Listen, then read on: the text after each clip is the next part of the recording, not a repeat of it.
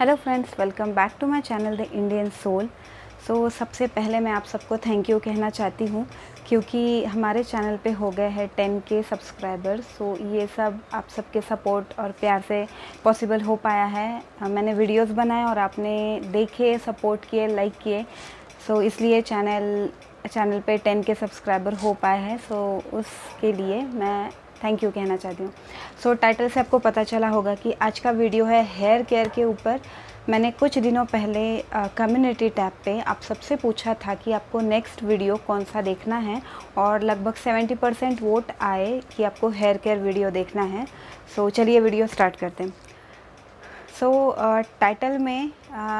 Title से आपको पता चला होगा कि आज मैं एक्सप्लेन करने वाली हूँ कि कर्ली गर्ल मेथड क्या होता है।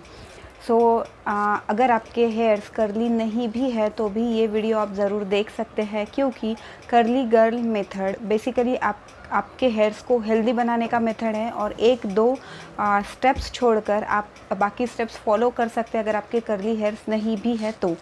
चलिए स्टार्ट करते हैं वीडियो। सबसे पहले कर्ली गर्ल मेथड, ये एक मेथड है जो कि जिनके हेयर कर्ली है वो फॉलो करते हैं क्योंकि अगर आपके हेयर कर्ली है या आपके आसपास किसी के हेयर कर्ली है तो आपको पता होगा कि कर्ली गर्ल जो होती है वो ज़्यादा प्रॉब्लम फेस करती है उनके हेयर्स मेंटेन करने में, मैनेज करने में, क्योंकि ज़्यादातर टाइम हेयर्स फ्रीजी रहते हैं, ड्राई रहते हैं। और एक पॉइंट इसमें बहुत इम्पॉर्टेंट है कि कई बार हमको खुद को पता नहीं होता कि हमारे बाल कर्ली है। हम ये समझते हैं कि हमारे बाल फ्रीजी है या फिर ड्राई है। जैसे कि मैं खुद भी इतने सालों तक यही सोचती थी कि हेयर्स ड्राई है बट एक्चुअली मेरे हेयर्स कर्ली है। ये मुझे कैसे पता चला ये सब मैं स्टोरी बाद में बताऊंगी या फिर कोई अलग वीडियो में बता दूंगी। अभी हम कर्ली गर्ल मेथड के बारे में ज़्यादा जानकारी लेंगे। जब मैंने फाइंड आउट किया कि मेरे हेयर्स एक्चुअली ड्राई या फ्रीजी नहीं है बल्कि ये कर्ली है, उस टाइम पे मैंने कर्ली गर्ल मेथड पढ़ना और फॉलो करना स्टार्ट किया और मुझे बहुत ही ज़्यादा अमेजिंग रिज़ल्ट मिले। बेसिकली कर्ली गर्ल मेथड में कुछ पॉइंट्स है, जैसे कि शुरुआत हम यहाँ से करेंगे कि जो भी डैमेजिंग चीज़ें हैं बालों के लिए वो उसमें टोटली नो होता है। जैसे कि हार्श केमिकल वाले शैम्पू, जैसे आजकल आपने भी सुना होगा क्योंकि इंडिया में भी कई सारे शैम्पू या कंडीशनर के ब्रांड्स अब ये कहने लगे हैं कि हमारा shampoo no chemical, no paraben, no sulphate ऐसे शैम्पू पर लिखा होता है और प्रमोट भी इस तरह से किया जाता है क्योंकि वो अवेयरनेस आजकल आ गया है। अगर आपके बाल कर्ली नहीं भी है फिर भी हेल्दी हेयर्स के लिए ये पहली स्टेप जो है वो आप फॉलो कर सकते हैं कि आपको हो सके उतना कम हार्श माइल्ड शैम्पू यूज़ करना है जिसमें कि केमिकल्स ना हो। हमेशा चाहे वो स्किन केयर हो या हेयर केयर हो, हर बार जब भी आप कोई भी प्रोडक्ट खरीदते हैं वो बॉटल के पीछे इंग्रेडिएंट्स लिखे होते हैं वो आपको ज़रूर पढ़ने चाहिए। तो उसमें अगर पैराबिन हो, पैराबिन एक तरह का प्रिजर्वेटिव होता है जो एक केमिकल है और जो बहुत हार्श होता है बालों पर, और जो बालों का नेचुरल ऑयल होता है उससे वो इतना हार्श होता है कि सारा ऑयल जो होता है नेचुरल ऑयल वो भी निकल जाता है। अगर हम ऑयलिंग करते हैं तो ऑयल निकालने लायक शैम्पू में झाग होना ज़रूरी है, बट ये जो हार्श केमिकल होते हैं इससे बालों का जो नेचुरल ऑयल होता है वो भी निकल जाता है और वो बाल ड्राई हो जाते हैं। इसलिए हमें कंडीशनर की भी ज़रूरत पड़ती है। तो हम पहले ऑयल निकालते हैं, बालों को ड्राई बनाते हैं and then we apply conditioner. ये हमें नहीं करना है, हो सके उतने माइल्ड शैम्पूज हमें यूज़ करने हैं। ये है फर्स्ट पॉइंट कि आपको शैम्पू जो हार्श केमिकल वाले हैं वो यूज़ नहीं करने। सेकेंड पॉइंट आता है pre poo in the sense pre shampoo, इसका short form curly girl method में कहा जाता है प्री पू। ये प्री शैम्पू ट्रीटमेंट होती है। वैसे तो हम इंडिया में ऑयलिंग करते ही है बालों पर क्योंकि उसके जो बहुत अच्छे बेनिफिट्स हैं वो हमें पहले से पता है। हम लोग कोकोनट ऑयल से भी हेयर ऑयलिंग हमेशा करते हैं या फिर कई जगह पर मस्टर्ड ऑयल से भी हेयर ऑयलिंग की जाती है। तो this is basically the same thing. Before shampoo आपको हेयर ऑयलिंग करनी है। ये तो आपके किसी भी टाइप के बाल हो, स्ट्रेट हो, कर्ली हो, उसमें ये कितना इंपॉर्टेंस रखता है ये हमें पता ही है। तो आप कोई भी ऑयल ले सकते हैं, कोकोनट ऑयल ले सकते हैं जो हम लोग यूज़ करते हैं हेयर ऑयलिंग के लिए। और उसके साथ आप उसमें जैसे कि कोई और ऑयल भी ऐड कर सकते हैं। आप चाहे आलमंड ऑयल ऐड कर लो उसके साथ, या थोड़ा सरसों का तेल ऐड कर दो, या फिर कैस्टर ऑयल जो कि हेयर ग्रोथ के लिए बहुत अच्छा होता है। तो आप कभी भी ये एक टिप चाहे आप समझ लो कि आप जब भी हेयर ऑयलिंग करो तो 2-3 ऑयल मिलाकर आपको हेयर ऑयलिंग करनी है, ताकि आपको ज़्यादा से ज़्यादा बेनिफिट मिल सके। और इजीली अवेलेबल बादाम ऑयल, आलमंड ऑयल हमेशा इजीली अवेलेबल होता है, और कोकोनट ऑयल तो लगभग हमारे घर में होता ही है। और मेरे चैनल पर आपको DIY ऑयल्स के बहुत सारे वीडियो मिल जाएंगे, क्योंकि आफ्टर डिलीवरी हेयर फॉल होता है। जिनके बच्चे हैं उनको पता ही होगा। तो डिलीवरी के बाद हेयर फॉल होता है। तो जब मेरा हेयर फॉल होना स्टार्ट हुआ, सो मैंने बहुत सारे ऑयल्स घर पर बनाए, जैसे कि लौकी का तेल मैंने बनाया था, जिससे बाल बहुत ज़्यादा सॉफ्ट हो जाते हैं, हेयर फॉल भी रुकता है और हेयर्स बहुत सॉफ्ट हो जाते हैं। मैंने ओनियन ऑयल भी घर पे बनाया था। देन मैंने जो करी लीव होते हैं उनका हेयर ऑयल घर पे बनाया था। तो उसके बहुत सारे वीडियो मेरे चैनल पे है, तो आप वो ज़रूर चेकआउट करना। उसमें से कोई भी ऑयल आप एज अ प्री पू या प्री शैम्पू ट्रीटमेंट उसमें यूज़ कर सकते हैं। सो नंबर 1 था oil. Number 2, you can also use an overnight hair mask. मतलब कि आप जो रात भर अपने, जैसे हम फेस मास्क लगाते हैं उस तरह से हेयर मास्क भी आप लगा सकते हैं। मेरे चैनल पर एक हेयर मास्क का भी वीडियो आपको मिल जाएगा, जिसमें मैंने एलोवेरा जेल में कुछ ऑयल्स ऐड करके एक फेस मास्क बनाया था। पूरा क्रीम जैसी कंसिस्टेंसी हो जाती है उसकी, और वो आप रात भर भी बालों में लगा कर रख सकते हैं। आप एक बार करके देखिए, दूसरे दिन अगर आपके बाल सॉफ्ट और सिल्की ना हुए तो आप मुझे कमेंट करके बताना, क्योंकि मैंने कई बार एलोवेरा का मास्क मेरे बालों पर ट्राई किया है। और मार्केट में भी आपको कई सारे मास्क मिल जाएंगे।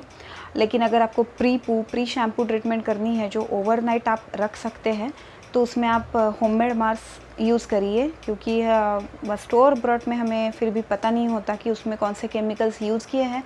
तो वो रात भर इतने लॉन्ग टाइम पीरियड के लिए बालों में रखना चाहिए या नहीं रखना चाहिए, इसके लिए मैं थोड़ा कॉन्शियस हूँ। सो मैं बेटर प्रीफर करती हूँ कि घर का मास्क, घर में बनाया हुआ मास्क अगर हम रखें बालों में रात भर तो भी कोई इशू नहीं। लेकिन आपको अगर सर्दी वगैरह का इशू है, आपको अगर सर्दी हो जाती है, ठंड लग जाती है, तो आप ये ना करें। सो ये था प्री पू सेकेंड स्टेप। देन बढ़ते हैं अगले स्टेप की ओर, third step which is DC, यानी कि deep conditioning. So deep conditioning, जैसे कि मैंने अभी बताया, मास्क आप अलग अलग तरीके के बना सकते हैं और बालों में लगा सकते हैं। सो ये वो तो प्री पू वाला था, जिसमें कि आप ओवरनाइट रख सकते हैं या फिर शैम्पू के पहले भी कर सकते हैं। तो ये जो डीप कंडीशनिंग है, ये आपको शैम्पू के पहले करना होता है।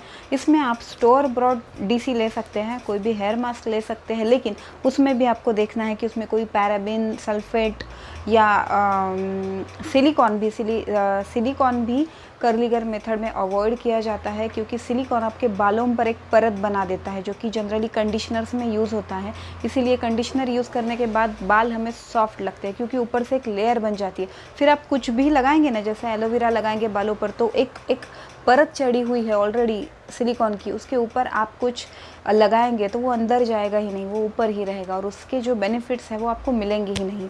इसलिए ये कुछ केमिकल्स है जो कर्ली गर्ल मेथड में अवॉइड किए जाते हैं। और अगर आपके स्ट्रेट हेयर है, फिर भी कोई हार्म तो है नहीं, आप अगर ये करेंगे तो आपके बालों के लिए अच्छा ही है। तो डीप कंडीशनिंग में कई सारे मास्क है जो आप घर पर भी बना सकते हैं। जैसे कि आपको पता है भिंडी जो होती है उससे भी एक हेयर मास्क बनता है, मेथी का हेयर मास्क आपको पता होगा, कर्ड दही का हेयर मास्क होता है, और ऐसे कई सारे हेयर मास्क, साबूदाने का भी हेयर मास्क बनता है। तो ऐसे बनाना का हेयर मास्क बहुत सारे हैं, मैं धीरे धीरे अपने चैनल पर वो सब शेयर करूँगी। तो ये हो गया DC, आपको ये वीक में एक बार ज़रूर करना है, क्योंकि बेसिकली हमें हेल्दी हेयर्स बनाने हैं। तो ये सारी स्टेप्स कर्ली गर्ल मेथड में फॉलो करनी होती है। नेक्स्ट पॉइंट पे हम मूव करते हैं। नेक्स्ट पॉइंट है नो हीट।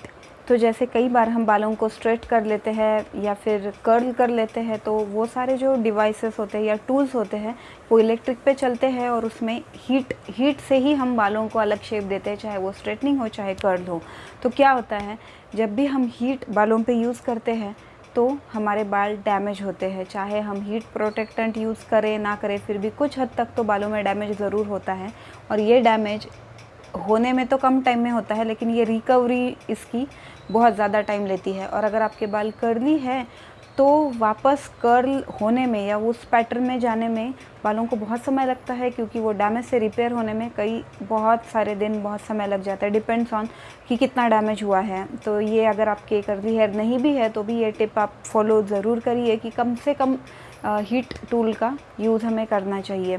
देन इसके बाद भी कुछ टेक्निक्स है कि जैसे कि कर्ली बालों को मेंटेन करने के लिए हमें अलग अलग टाइप के, जैसे कि कर्ल एनहांसर क्रीम हो गया या फिर जेल हो गया, जेल से जो कर्ल पैटर्न है वो होल्ड होता है। तो ऐसे कुछ स्टाइलिंग टिप्स हैं, और स्क्रंचिंग, रेकिंग, ये जो भी प्रोडक्ट का एप्लीकेशन होता है अपसाइड डाउन, या ये सब बहुत सारी टेक्निकल चीज़ें हैं। तो ये कभी मैं और वीडियो में कवर करूँगी। और जो शैम्पू एवरीडे अगर आप शैम्पू करते हैं या अल्टरनेट डे पे शैम्पू करते हैं तो आपको ये भी कम करना होगा, क्योंकि इससे नेचुरल जो बालों का ऑयल होता है वो सब निकल जाता है। इसलिए आप ज़्यादा से ज़्यादा वीक में 2 बार शैम्पू करिए, या फिर संडे टू संडे वीक में 1 बार। कर्ली गर्ल्स कम शैम्पू या शैम्पू डेज विदाउट शैम्पू जो डेज़ होते हैं, मतलब एक शैम्पू और दूसरे शैम्पू डे के बीच में ज़्यादा से ज़्यादा दिन ये लंबा खींचने का प्रयास करते हैं, क्योंकि कर्ली हेयर जो होते हैं तो जो ऑयल हमारे स्कैल्प से निकलता है वो नीचे तक आ ही नहीं पाता, क्योंकि पूरे वो कर्ल होते हैं। लेकिन स्ट्रेट हेयर में वो ऑयल सीधा आ जाता है नीचे तक। तो आप भी नोटिस करेंगे कि स्ट्रेट हेयर जो होते हैं वो इजी होते हैं मैनेज करने के लिए, और ड्राई भी नहीं होते जितने कि कर्ली हेयर्स होते हैं। और एक बात मैं आपको बताना चाहूँगी कि अगर आपके बाल मैनेजेबल नहीं है, फ्रीज़ी है, ड्राई रहते हैं, तो एक बार कर्ली गर्ल मेथड को ट्राई ज़रूर करिए। शायद आपके बाल कर्ली हो। जैसे मुझे भी नहीं पता था, मैं सोचती थी कि मेरे बाल स्ट्रेट है, बट जब मैंने कर्ली गर्ल मेथड फॉलो की तब मुझे पता चला कि मेरे बालों में एक्चुअली कर्ल्स है। और एक मैं बहुत इम्पॉर्टेंट बात बताना भूल गई एक्चुअली, लेकिन अगर आपके कर्ली बाल हैं तो आपको कभी भी उसमें ब्रशिंग नहीं करना या कंघी नहीं करनी जबकि वो ड्राई है, क्योंकि आपने नोटिस किया होगा कि जब भी आप कंघी करते हैं तो वो और फूल जाते हैं और फ्रीज़ी हो जाते हैं। तो इसका कारण ये है कि ऑलरेडी वो कर्ली है, उनका स्ट्रक्चर अलग है, और आप उनको ब्रश करते हैं तो वो सेपरेट हो जाते हैं और ज़्यादा फूले हो जाते हैं, ड्राई होते हैं, उसमें वो स्टैटिक चार्ज भी आ जाता है। इसलिए एक तो ये है कि आप वुडन कोम यूज़ करिए, और जब आपके बाल गीले होते हैं आप तभी कोम करिए, तभी उनको डिटैंगल करिए।